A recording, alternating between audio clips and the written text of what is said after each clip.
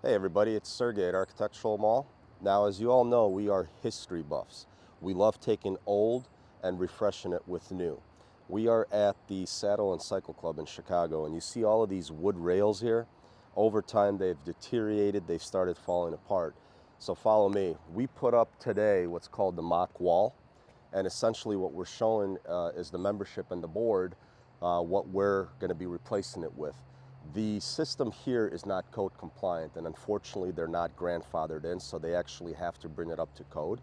So we have our polymer stone railing setup of the two systems that we're recommending. This one here is the 42-inch code, which in some areas, like behind you, is what the city is requiring. This is currently the 36-inch height that they virtually have everywhere. Biggest difference you'll notice is the spacing here is smaller than what's there, and that is, again, in order for it to be code compliant. So this is going to be one of the two railings that they're going to end up going for, and all of this railing that you see in this beautiful area, including this radius, will now be in our synthetic stone material with the off-white color. So stay tuned.